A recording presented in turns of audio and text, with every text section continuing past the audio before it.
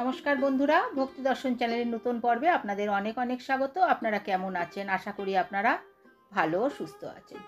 বন্ধুরা, সামনেই আসছে মহাশিবরাত্রি। কৃষ্ণ চতুর্দশী তিথিতে পালিত হয় এই মহাশিবরাত্রি। দেবাদিদেব মহাদেবকে সন্তুষ্ট করার সবথেকে শ্রেষ্ঠ সময় হলো এই মহাশিবরাত্রি।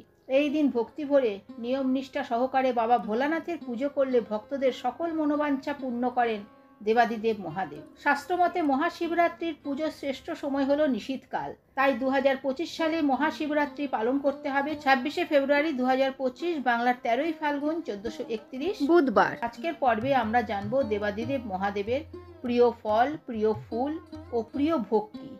এই দিন শিবের অভিষেক কিভাবে করবেন সেই পদ্ধতি, কোন আঙুল দিয়ে অভিষেক করা উচিত, এই দিন ভগবান ভোলানাথকে কি ভোগ নিবেদন করবেন, এছাড়াও জানবো এই দিন কি আহার গ্রহণ করবেন আর কি আহার গ্রহণ করা একদমই উচিত নয়। সবটাই জানবো আজকের পর্বে। ভিডিওটি সম্পূর্ণ দেখার অনুরোধ রইল। তার আগে বন্ধুরা, এখনো যারা ভক্তি দর্শন চ্যানেলটিকে সাবস্ক্রাইব করেননি তারা চ্যানেলটিকে সাবস্ক্রাইব করে পাশে থাকা অল নোটিফিকেশনে ক্লিক করে দেবেন পরবর্তী ভিডিওটি পাওয়ার জন্য। যজ্ঞের মধ্যে যেমন অশ্বমেধ যজ্ঞ, তীর্থের মধ্যে যেমন গঙ্গা, ঠিক তেমনি পুরাণ অনুযায়ী ব্রতের মধ্যে শ্রেষ্ঠ হলো শিব চতুর্দশী ব্রত। এই শিবরাত্রির ব্রত পালন করলে ধর্ম, অর্থ, কাম, মোক্ষ চতুর্বিধ ফল লাভ হয়ে থাকে।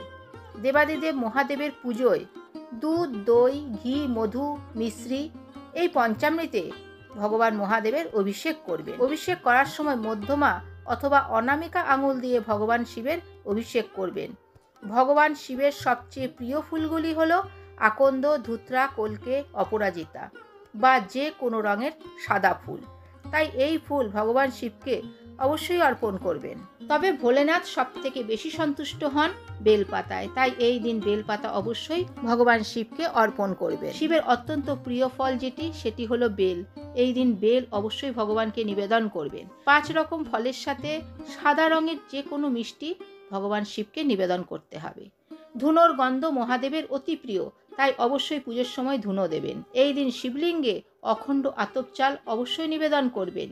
এর ফলে মা লক্ষ্মীর কৃপা লাভ হয়ে থাকে। এবার জানবো এই দিন ভগবান শিবকে কি ভোগ নিবেদন করবেন। মালপোয়া। শিবরাত্রিতে মালপোয়া তৈরি করে নিবেদন করতে পারেন আরাধ্য মহাদেবকে। ঠান্ডাই দুধের সঙ্গে চিনি, কাজু বাদাম, আমন্ড, পেস্তা, মৌরি, পোস্তদানা, ছোট এলাচ, জাফরান মিশিয়ে তৈরি করুন ঠান্ডাই। মহাশিবরাত্রির দিন ভগবান শিবকে ঠান্ডাই ভোগ নিবেদন করুন। সাদা খোয়া বরফি।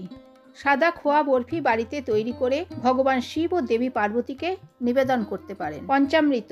পঞ্চামৃত 5টি উপাদান যেমন দুধ, দই, ঘি, মধু এবং চিনি দিয়ে তৈরি হয়।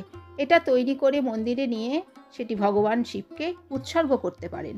পুজো শেষে এটি পরিবারের সদস্যের মধ্যে প্রসাদ রূপে বিতরণ করুন। হালুয়া। সুজির হালুয়া, বেসনের হালুয়া অথবা গমের আটার হালুয়া শিবের আশীর্বাদ লাভের জন্য ভগবান শিবকে উৎসর্গ করতে পারেন। ঠান্ডাই ছাড়াও ভগবান ভোলানাথকে লস্যিও নিবেদন করতে পারেন। এটাও ভগবান শিবের খুব প্রিয়। মাখনার ক্ষীর। মহাশিবরাত্রির দিনে আপনি ভগবান শিবকে মাখনার ক্ষীর নিবেদন করতে পারেন। এটিও ভগবান ভোলানাথের অত্যন্ত প্রিয়। এবার জানবো শিবরাত্রিতে উপবাস করলে কি খাওয়া যাবে এবং কি কি খাওয়া যাবে না। শিবরাত্রির দিন শিবের পুজো করার পর চা, দুধ, দই খেতে পারেন।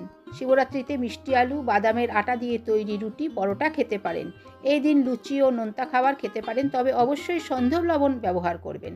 দুধ বা দুগ্ধজাতীয় দ্রব্য খাওয়া যেতে পারে। উপবাসকারীরা এই দিন গম, ভাত, লবণ, শাক, সবজি, ডাল ও আমিষ আহার গ্রহণ করা থেকে বিরত থাকবেন। যারা এই দিন ফলাহার করবেন তারা শিবের মাথায় জল ঢালার পর চা, জল, নারকেলের জল, কফি, ফলের রস, লস্যি ও শুকনো ফল খেতে পারেন। তো বন্ধুরা, আজকের ভিডিওটি এই পর্যন্তই। আশা করছি ভিডিওটি আপনাদের ভালো লেগে থাকবে। ভিডিওটি ভালো লাগলে ভক্তি দর্শন চ্যানেলটিকে সাবস্ক্রাইব করে সঙ্গে থাকুন। ভালো থাকবেন, সুস্থ থাকবেন। ধন্যবাদ।